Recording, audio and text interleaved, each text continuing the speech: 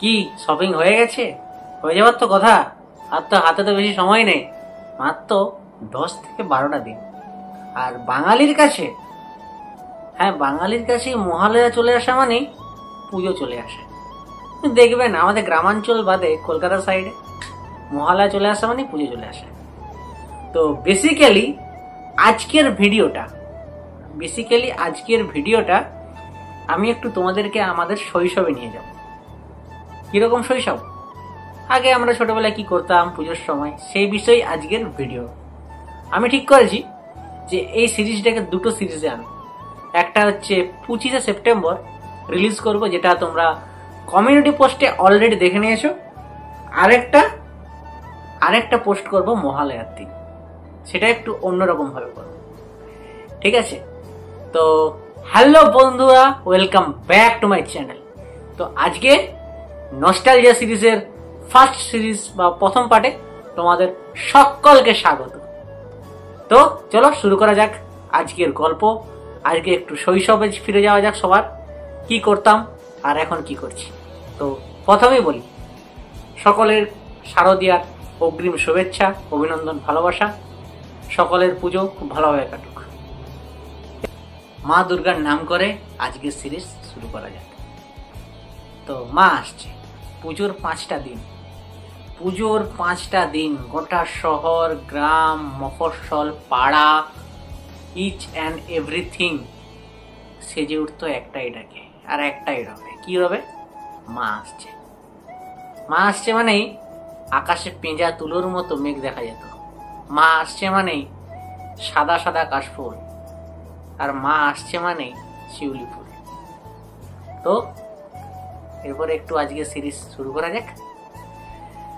তো তখন 5 থেকে কি 6 বছর বয়স আমাদের শৈশবের। তো কি হতো বিষয়টা, পুজোর আগেই প্রত্যেকে, আমি জানি না সবার ক্ষেত্রে এটাই প্রযোজ্য ছিল কিনা, আমার ক্ষেত্রে বেসিক্যালি প্রযোজ্য ছিল যে পুজোর আগেই মোটামুটি একটা চুল কাটতে হতো। তো সেই অনুযায়ী বাবা বা কাকু বা বাড়ির দাদু নিয়ে যেত সেলুনে যেয়ে নিজে যেতেই কি করতো, নাপিত কাকু তখন বলতো, আমার বাড়ির পাশেই সেলুন ছিল, এখন বর্তমানে নেই। তো নাপিত কাকু বলতো, আধ ঘন্টা ছেলেকে বসিয়ে রাখুন, আমি একদম বাটি ছাট দিয়ে দিচ্ছি। তখনকার দিনের ফেমাস হেয়ার কাট হচ্ছে বাটি ছাট। আশা করছি আপনারাও এটা দেখেছেন। তো অবশ্যই জানাবেন যদি এই জিনিসটা আপনাদের সাথে ঘটেছে, বাটি ছাট। তারপর তো পঞ্চমীর থেকে ঢাক বাজানোর বৃথা চেষ্টা। ঢাকি কাকুকে দেখতাম, ঢাকি কাকু ঢাক বাজাচ্ছে, আর ঢাক বাজানোর ওই আওয়াজের মধ্যে একটা পজিটিভ, একটা এনার্জেটিক একটা ফিল আসতো। আর ঢাক বাজালেই মানে ঢাকের শব্দতে মনটা একদম আনন্দে ভরে যেত, একদম আমাদের বাগড়ি ভাষায় একদম হদিকে যেত মনটা। যাই হোক, সেই টুংটাং ছাড়া আর কিছু পারতাম না তখন, ওই ড্যাং ড্যাং ড্যাং ড্যাং ছাড়া আর কিছু পারতাম না। আশা করি আপনারাও করেছেন ওই বৃথা চেষ্টা ঢাক বাজানোর। সত্যি করে যদি করে থাকেন অবশ্যই কমেন্ট করে জানাবেন যে হ্যাঁ আমিও করেছি ছোটবেলায় বৃথা চেষ্টা ঢাক বাজানোর। তারপরে আরেকটা সব থেকে বেশি জিনিস ছিল, তখনকার দিনে যত নিউজ পেপার ছিল, সে নিউজ পেপারেই ফ্রন্ট পেজ বা সেকেন্ড পেজেই একটা একদম দামি দামি জুতোর অ্যাড, জুতোর কালেকশন। আর টিভি খুললেই শালিমারের অ্যাড। আর সব থেকে বেসিক ছিল, এই দোকানে সিল্ক ভালো, ওই দোকানে তাঁত, 5 তলা মল পুরোটাই শাড়ি। এটা পুজোর সময় মানে টিভি খুললেই অ্যাড। বন্ধুদের মধ্যে একদম বন্দুক নিয়ে ঝামেলা, ডাইরেক্ট বন্দুক নিয়ে ঝামেলা। কার বন্দুকের আওয়াজ বেশি, কার কি বলে ওটাকে ফটকাতে আওয়াজ বেশি, সেই নিয়ে বিরাট ঝামেলা। তবে আমার মতো আপনারাও স্কুল বন্ধ করে প্যান্ডেলে উঠে বসে থাকতেন, ঠিক কিনা? বসে থাকতেন একদম প্যান্ডেল, একদম স্কুল বাং করে প্যান্ডেলের উপর উঠে বসে থাকতাম, পুজো আসছে, মা আসছে। তবে তারপরে বকুনিও খেয়েছি যে ওখান থেকে পড়ে গেলে যে হাতটা ভেঙে যায়, পূজার সময় তো হসপিটালে পড়ে থাকবি, তখন কে দেখবে? আপনিও নিশ্চয়ই এই ধরনের কথা শুনেছেন। পুজোর যেটা মূল আকর্ষণ, আরে শপিং, জামা কাপড়, ঠিক আছে। তখনকার দিনে আমাদের জামা কাপড়ের জন্য আমাদের মতামত বিশেষ একটা গুরুত্ব পায়নি, ঠিক আছে। নিজেদের থেকেও এরকম বড় বড় সাইজের জামা প্যান্ট কিনে দিত, ঠিক আছে, দিয়ে বলতো এটা পরে একটু আমাদের সামনে একটু প্যারেড করে দেখাতো। হ্যাঁ, তো তারপরে যদি জামাটা বড় থাকতো, পুজো যখন আসে দেখবেন একটা শীতের আমেজ থাকে, আর তখন বলতো মা বলতো বাহ এই হালকা হালকা শীত পড়ছে, এই জামাটা পরে টিউশন চলে যাবি, অসুবিধা কিছু হবে না। আর বেশি কি বড় ছোট হয়ে গেলে পরের বছর তোর ভাই আছে, তো ভাই পরে নিবে, ঠিক কিনা। এরপর আসি বুড়িমা, আরে মানে হচ্ছে আপনার বুড়িমার চকলেট বোম। তখনকার দিনে বেস্ট দুটি ট্রেন্ডিং বোম হচ্ছে বুড়িমার চকলেট বোম আর হচ্ছে মুড়ি ফটকা বা লঙ্কা ফটকা। যারা হচ্ছে একটু ভীতু তারা ফাটাতো মুড়ি ফটকা, আর যারা একটু সাহসী বলবান, ঠিক আছে, তারা ফাটাতো হচ্ছে বুড়িমার চকলেট বোম। তো বেসিক্যালি কি হতো জিনিসটা, আমাকে ওই বুড়িমার চকলেট বোম দিত না। মা ভাবতো ছেলে আমার হাত ফাতে পোড়াবে পূজার সময়।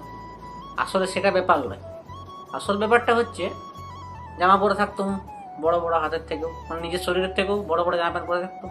এই বোমটা ধরুন ফাটালো বুড়িমা, সেই ফুলকিটা উড়ে যদি জামাটা এসে পড়ে যায়, জামাটা গর্ত করে দেবে বা ছেঁদা করে দেবে, তাহলে ওই ছেঁদা জামা আর পরতে পারবো না, লস হয়ে যাবে ঘরে। এটি হচ্ছে আসল কারণ। নিঃসন্দেহে তুই ঠিক কথা বলেছিস।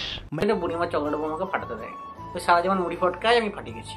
ওই একটা এরকম তারা থাকতো, ওই মোটামুটি 10-15টা থাকতো এদিক ওদিক করে, একদম সবাই বলতে একসাথে জ্বালিয়ে দিলে আওয়াজটা বেশি, তাহলে না একটা একটা করে জ্বালাবো, ধূপে করে এরকম করে ধূপ এরকম পুততুম, দিয়ে ধূপে করে জ্বালাতো। আর মুড়ি ফটকাতে আবার টাইম বম করতো, কিরকম মুড়ি ফটকাটা রেখে দেবো এরকম ভাবে, আর ধূপটাকে তার সাইডে রাখতো। ধূপটা যতটা আস্তে আস্তে ক্রমশ ছোট ছোট হতে থাকবে, একদম ঠিক টাইমে লেগে যাবে, ফট করে ফেটে যাবে। একদম টাইমলে ঘড়ি দেখতাম কতক্ষণে ফাটে, আলাদাই তখন এক্সপেরিমেন্ট। তখন এখনকার মতো অত চাপও থাকেনি তো, তখন সারাদিন এই ডাল ও ডাল এই খাল ও খাল করে বেড়াতাম। আপনারাও করতেন, ঠিক কিনা। আর পুজোতে সব থেকে বেশি কনফিউজিং ছিল হচ্ছে কাকে নিয়ে জানেন, গণেশের বউকে। মানে অন্য কারো গণেশ না, মানে দেবতা গণেশ, আমাদের গজানন। আমি আগের একটা ভিডিও পোস্ট করেছি গজাননের, যে গণেশের বউ আমরা জানি কলা বউ, কলা যে কার বউ সেটাই এখনো পর্যন্ত কনফিউজ হয়। কলা বউ আবার ঠাকুরদা বা ঠাকুমা বলতো যে কলা বউকে বলা হবে নবপত্রিকা। টোটাল কনফিউশন, আসলে নবপত্রিকা নাম না কলা বউ নাম না গণেশের বউ নাম, এটা তখন ক্লিয়ার হতো না। এখন তো হালকা হালকা ক্লিয়ার হয়েছে। ওটার গল্পটা যদি জানা থাকে আমাকে একটু কমেন্ট করে জানাবেন তো আপনারা। আমি মনে করি আপনাদেরও একটু কনফিউজ ছিল, ঠিক কিনা। হ্যাঁ, এখন যেটা বিলুপ্তের মুখে প্রায়, কি বলেন, একটা দুর্গাপূজার একটা ঐতিহ্য, যেটা গ্রামেতে বেশি হতো, শহরেও হতো, গ্রামে এখন অনেক জায়গাতে হয়, বেসিক্যালি আমার গ্রামেতেও হয়, যে যাত্রা। একদম সন্ধ্যা হলেই, হ্যাঁ এই যে পুজো আসছে এই সময়টায় প্রত্যেক দিন যাত্রার মহড়া বসতো, হয় ক্লাবে, না হয় কোনো আটচালায় বা কোনো মন্দিরে। যদি আপনাদের এলাকাও বসে আপনারা অবশ্যই কমেন্ট করে জানাবেন। আমি না অঙ্কে একদম বরাবরই কাঁচা, একদম কাঁচা, ঠিক আছে। ছোটবেলায় আরও কাঁচা ছিল, মাধ্যমিকে যা হোক করে পাস করে গেছি, ওই জন্য মাধ্যমিকের পর থেকে অঙ্ককে একদম নমস্কার করে দিয়েছি, ঠিক আছে। তো তখন একটা বিরাট কনফিউজিং কোশ্চেন ছিল, ঠিক আছে। বলতো মা দুর্গা দু হাতে যদি 10টা আঙুল থাকে, তাহলে 10 হাতে কটা আঙুল থাকবে? ওই তখন ভাব তুমি 1 2 3 4 5 6 পারতাম না। আপনাদেরকেও কি এরকম ধরনের কোশ্চেন করতো? অবশ্যই কমেন্ট করে জানাবেন। ছোটবেলায় মানে কি বলবো, ওই বন্ধুদের থেকে বাড়ির লোকেদের সাথে ঠাকুর দেখতে বেশি যেতাম, বাচ্চা ছানা হারি ফারি যাবো সেই জন্য। তো তখনকার দিনে অত ভিড়ও থাকেনি, এত আলো ঝলকানিও থাকেনি, তখন থিম কি জিনিস, সাবেকিয়ানা কি জিনিস কিচ্ছু জানতাম না। তো তখন এত রেস্টুরেন্টও থাকেনি যে একদম রেস্টুরেন্টে পুজোর সময় খেতে যাব। ওই আশেপাশে গ্রামে যেতাম, হঠাৎ হয়তো ছোটবেলায় আমি তো আফটার এইচএস তারপর থেকে আমি বিষ্ণুপুর ঠাকুর দেখতে যাই, সত্যি কথা বলতে। তার আগে আমাকে ছাড়তো নি বাড়ি থেকে, এই হারিয়ে যাবি বাচ্চা ছেলে। আই থিঙ্ক আপনাদেরও এরকম রেস্ট্রিকশন ছিল, ঠিক কিনা? তো সত্যি কথা বলতে পুজো আসছে এটার মধ্যে একটা আলাদা ব্যাপার ছিল, সত্যি কথা বলছি। এখনো আছে আর এটা ভবিষ্যতেও থাকবে। তার মানে পুজো আসছে মানে হালকা হালকা শীতের একটা অনুভূতি। একদম ভোরবেলায় উঠে যেতাম আমি আর দিদি, আমাদের ঘরের সামনেই যেহেতু পুজো, আর ঘরের সামনেই শিউলি গাছে ফুল কুড়োতে, শিউলি ফুল।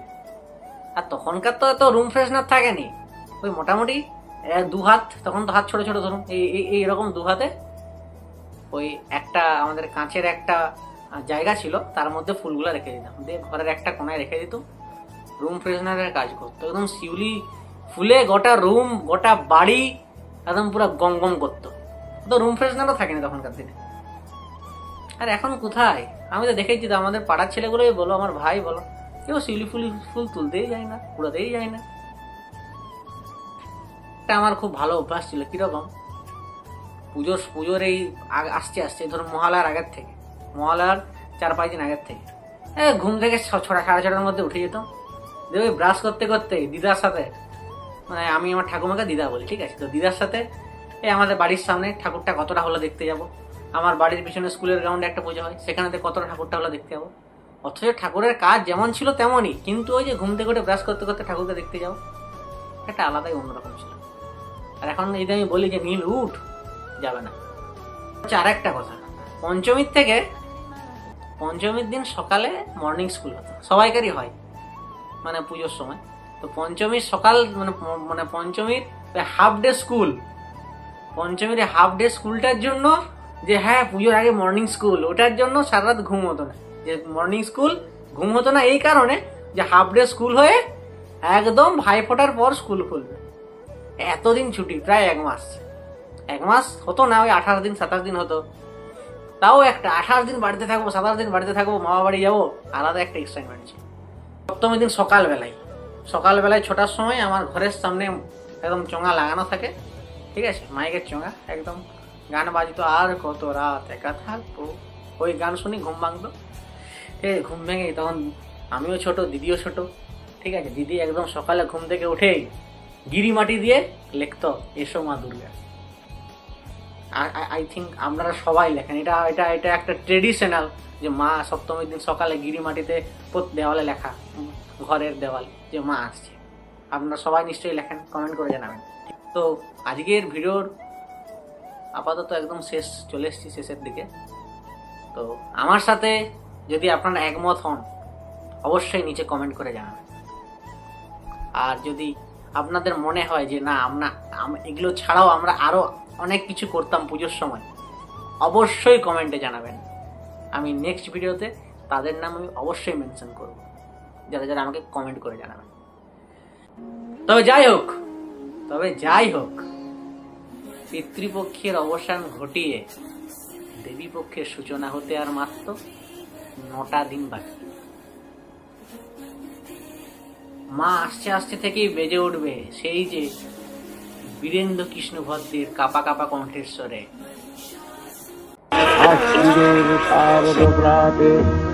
বেজে উঠেছে আলোকমঞ্জিত, ধরণীর বহিরাকাশে অন্তরিত মেঘমালা, প্রকৃতির অন্তরাকাশে জাগরিত জ্যোতির্ময়ী জগন্মাতার আগমন বার্তা।